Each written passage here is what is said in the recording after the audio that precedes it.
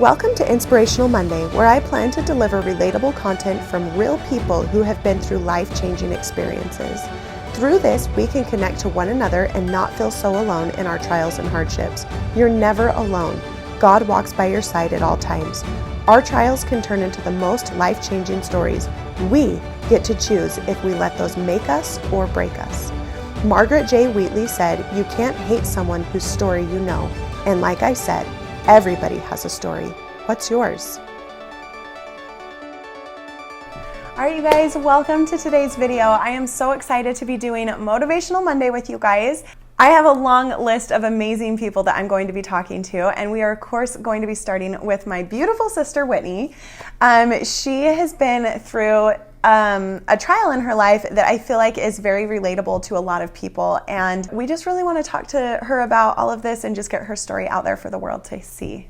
Okay, Whit, so I want to talk to you first about your trial with going through a divorce. So you went through a divorce. It was really hard several years ago, and I just kind of wanted to talk to you because I know that there's a lot of people out there who are struggling with this same thing, and they feel like there's no hope, there's no light at the end of the tunnel, and you've been able to go through something very difficult and come out on the other end with such a positive outlook. Let's first talk about how long you were married for. I was married for 7 years. I have one daughter from that marriage who is now 13. And how old was she when you guys She had just turned 1 when we got divorced.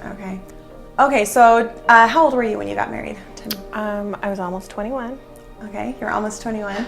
And where did you guys meet? Can you just kind of tell me about your story and how you guys met? We met up at Utah State. We had a class together, and he was preparing to go on an LDS mission, and so it was kind of just like that year of dating, and then he left to go on his mission. And an LDS mission is 2 years. An LDS mission is 2 years. So we wrote the whole time every week for 2 years. So we got married pretty quickly when he got home, and we got married in the Mount Timpanogos LDS temple. And things seemed pretty blissful at first. Everything just seemed like we had this perfect marriage, what it seemed. And then things started to get a little weird or strenuous in the marriage, and I kind of blamed it on he was going to school full time and I was working full time. How far into your marriage were you when things kind of started getting a little strenuous? It was probably 3 or 4 years. Mm-hmm. And he was always had school projects at nighttime, and I just thought everything was normal, and that's what you did. So anyway, he did eventually come to me at one point and just said that he had to tell me some things and that he had not been honest with me for the last couple of years, and he had revealed some things to me that were deal breakers, I guess, and really hurtful. And how long after he had revealed all this stuff to you did you guys stay together? Did you try and work it out? So at that point we did separate for a while, and then we got back together and we did counseling and we separated, and it was over the course of a couple of years of trying and separating and counseling and all the things. So I want to ask you a question that I feel like is, I think that in the world today, a lot of people think this from an outside perspective, and I feel a lot of women in general get shamed for this, and I don't feel like that's right, and I kind of want to get an inside perspective for this. The one thing that I hear a lot is like, how did she not know? Why did you stay? Or why did you stay? How did you not know he was doing this or that? But you didn't know. I didn't know, and I guess it's because he was my husband and I trusted him, and I had really no reason to think that he was doing anything other than what he told you he was doing. Right. Yeah. So it's very common that people don't know about this, and they don't know that something different is going on. Right. I mean, and I think a lot of it is too is who wants to believe that, right? Right. Like, because that brings a lot of pain. Well, and I can go back and think in my head, like, were there any red flags? And there are red flags after the fact. But when you're going through it, before you know all the things that are happening, they don't seem like red flags. And you don't see it that way. You don't see it that way. And so after you find out there's been things going on, you can look back and go, oh, duh. But it's not obvious to you when you're right in the middle of it. And there's that trust and, you know, love that you've built that you just don't think that someone you love would betray you like that. So I guess when all of this came out, I really thought our lives were like good. I thought things were good. I thought my marriage was good. And in fact, I had lots of people that I worked with that were just like, oh, you guys are the best couple. You have the best marriage. Everything is just perfect. Like in my mind, we had like this ideal marriage. And so when he came to me and disclosed that he had basically been living this double life, it hit me like a ton of bricks. I had zero idea that it was happening, and it changed my entire world. I was absolutely devastated. It changed everything in every way possible, and I couldn't breathe. I couldn't even wrap my head around all the things that he had told me. It was so overwhelming. And I just, the sense of betrayal and the broken heart that was immediate was something I didn't think I was going to be able to get through. And I felt like I had to fight so hard for my marriage, and people always said, why didn't you just leave after that? I truly felt like God would be mad if I ended this marriage. I had made this promise that I would be with this person through thick and thin, and I thought for a long time that it was maybe just a phase he was going through, and that maybe he would come back around and things would change. And the harder I fought for things, the worse things seemed to get. So you guys separated, and then you guys came back together, and I had a daughter. You got pregnant. Yeah. It was really, really scary because I thought we were in this pretty touch and go situation, and to bring a baby into that I knew was going to be a little tougher. But it was fine. I went through the pregnancy and I got my daughter out of it, and honestly, I would do it all over again just to get her. So yeah, she's pretty awesome. She's a pretty awesome kid. So tell us a little bit about the divorce. How did that go? We were living two completely different lifestyles, and it just got to a point where I wasn't willing to bend and he wasn't willing to bend, and his lifestyle wasn't necessarily something that I was wanting my daughter to be in the thick of growing up, and it wasn't worth it to me anymore. I had fought a really long, hard fight to try to save the marriage, and then as soon as my daughter came, I just realized that I was fighting for her now more than I was fighting for my marriage, and I wanted her to grow up in a healthy, safe environment, and I just felt like it would be best to end things at that point for her sake, I guess, and mine. That's amazing. It's funny how motherhood changes everything. Yeah, motherhood does. It changes everything. It's all of a sudden not about how much can I handle anymore. It's about what am I, it's all about them. Yeah. And so I think that that's an awesome decision, and I think it's a really hard decision to make too. It is. And even though, anytime I talk about this story, every single person is like, why did you stay? Why didn't you leave? Like, it's duh. And from any outsider's point of view, it's so much easier to say get out of there and leave. But when you're right in the middle of it, it's really hard, because this is like your marriage. It's a big deal, and it's something that nobody goes into marriage thinking, I'm probably going to get divorced. It just doesn't happen. And one of the hardest parts to wrap your head around, I think, is you're going to get divorced and you planned your entire life until you die with this person. Like, you imagine growing old with this person, and you don't just end right now. You have to change your entire future belief system of what your life is going to look like. And that's probably, for me, was the hardest to wrap my head around. Mm-hmm. And, life is very rarely how we plan it to be. I think that when we get married, we think that we're going to have this perfect blissful, wonderful marriage, and it's just like Disney has portrayed, it's happily ever after in the end, and it's not. Marriage is a lot of work, and it's hard. And when you have other things, components coming into it like you did, it's really hard to wrap your brain around what you've been told your whole life is what this is going to be. And then all of a sudden it's not that anymore. And that is something hard. It's a hard pill to swallow.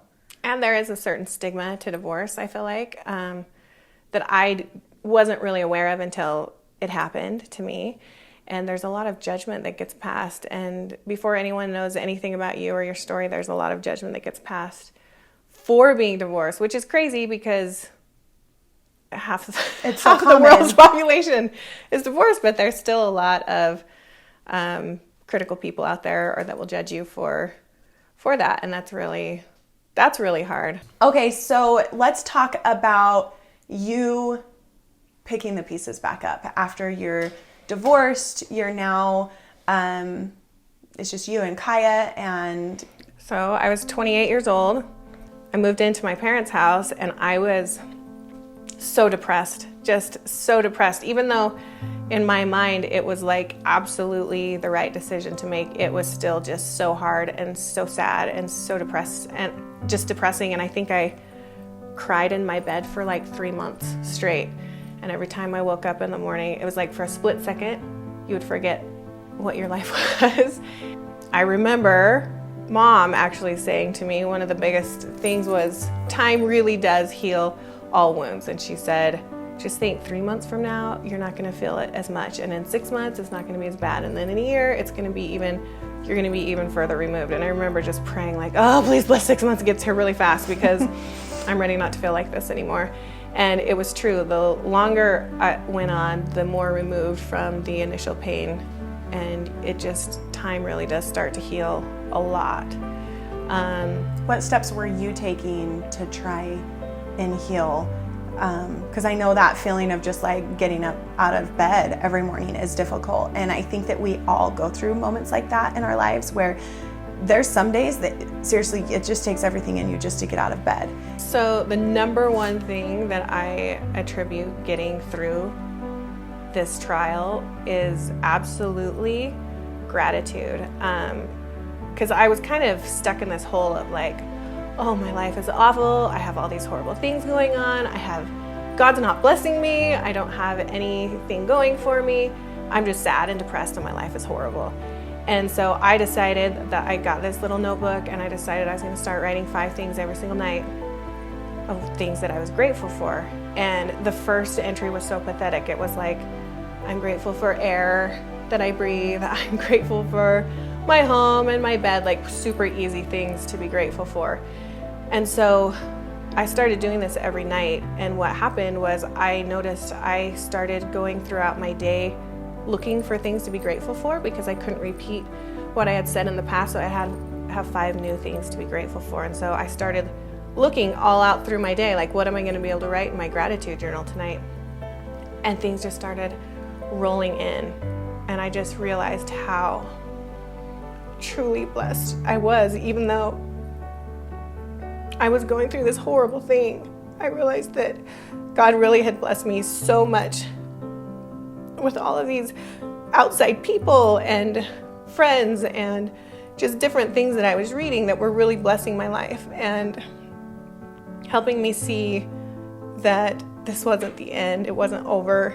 My life was just starting, and it was just a perspective that I had to change. And I had to choose happiness instead of waiting for happiness to come to me. And if you're choosing to not see that, you're not going to see it. But if you choose to look for all those little things like you were in your gratitude journal, you're able to focus on the good instead of the negative. Exactly. And I think in any situation, I think probably the biggest thing I learned through this trial, because that's not the only trial I've had in my life, is that if you can get to a place during the trial to say what's the silver lining, because I think every single trial has a silver lining and most of us won't see it until after it's over. But if you can look at it and say, what am I learning from this? What is the good that's coming from this? Then it makes the trial, I guess, a little easier to swallow because you know you're getting something out of it. And I feel like going through this specific trial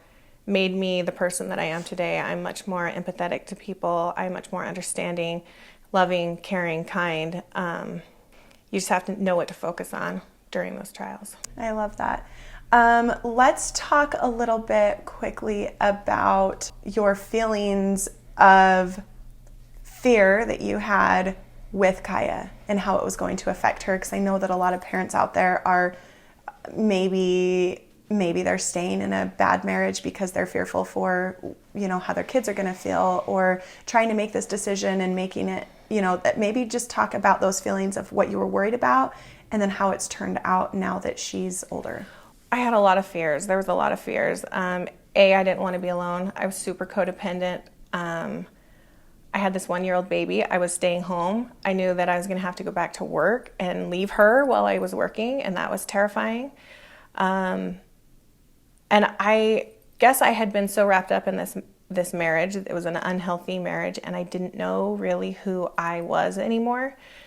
And so when we actually got divorced, it was like I had to find myself again. I had to find out who I was, what I liked, what my opinions were about specific things, because I didn't know.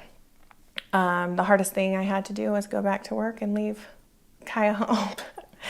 And I remember crying the entire way on my first day of the job, and I was leaving her with Mom and Dad. She was totally fine, perfectly safe, but I felt like I was going to be missing out, because I had always imagined myself being a stay-at-home mom and making cookies and playing games, and that wasn't going to be the case anymore. And so it was hard, but she was fine.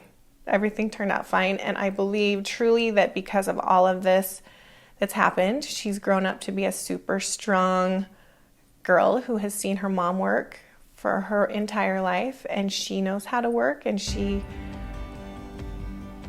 I don't feel like she's lost anything from me being a hard worker. I think she's gained a perspective on how to take care of herself when she grows up. And I love hearing that. And Kaya really is probably one of the strongest kids that I've ever met. I mean, she blows me away every single day. She's so mature.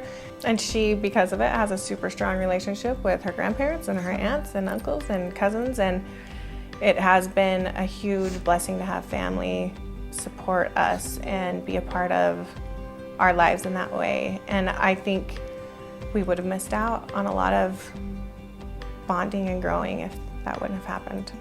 So let's talk a little bit about your life today and how you've been able to rebuild again and find trust again. And let's talk a little bit about that. You're remarried. I'm remarried. I didn't know if I wanted to get remarried because it wasn't a great experience, but I met Greg. And he was amazing, and people always ask, how did you learn to trust him? And it was because if he said it, he did it. He never, and I've known him for 10 years now, and he's never been dishonest with me, and he's always followed through with everything that he has said he's going to. He's never given me a reason, to not trust him. And so we dated for 2.5 years, which in Mormon land is a really long time.